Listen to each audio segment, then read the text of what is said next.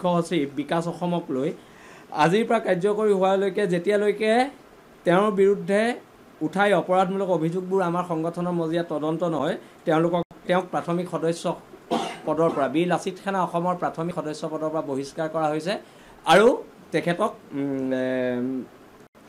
কামৰূপ মহানগৰৰ সকলো সমিতিৰ পৰা সকলো বিষয়বাবৰ পৰা তেখেতক অব্যাহতি প্ৰদান কৰা হৈছে। যিহেতু আমাৰ মুখ্য সচিব ৰন্তু পানী ফুকনক গুৱাহাটীৰ এখন হোটেলত প্ৰেছ মিট দি থকা অৱস্থাত প্ৰেছ মিটটো অন্তত কমপ্লিট কৰিব দিব লাগিছিলে। প্ৰেছ মিট দি থকা অৱস্থাত যিদৰে ফেচিষ্ট মনোভাৱেৰে অসম চৰকাৰ আৰু মহানগৰ পুলিচে অসম পুলিচে উঠাই লৈ গৈছে, তাত বীৰ লাচিত সেনা অসমৰ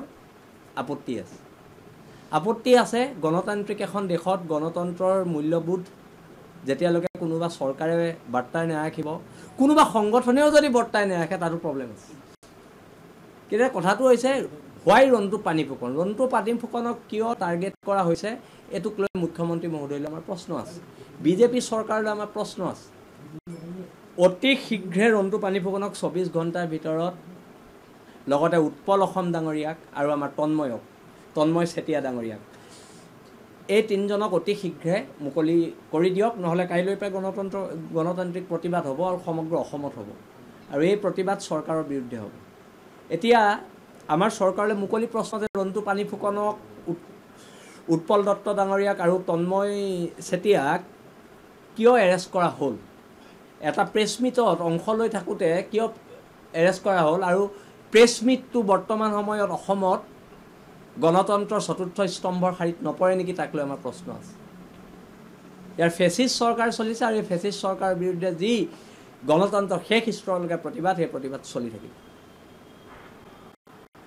আৰু আজিৰ পৰা কাৰ্যকৰী হোৱাকৈ যিহেতু আমাৰ ওচৰত বহুতো অভিযোগ আহিছে, গুৱাহাটী মহানগৰ সমিতিৰ মুখ্য সচিব বিকাশ অসমক লৈ আজিৰ পৰা কাৰ্যকৰী হোৱালৈকে যেতিয়ালৈকে তেওঁৰ বিৰুদ্ধে উঠাই অপৰাধমূলক অভিযোগবোৰ আমাৰ সংগঠনৰ মজিয়াত তদন্ত নহয় তেওঁক প্ৰাথমিক সদস্য পদৰ পৰা বীৰ লাচিত সেনা অসমৰ প্ৰাথমিক সদস্য পদৰ পৰা বহিষ্কাৰ কৰা হৈছে আৰু তেখেতক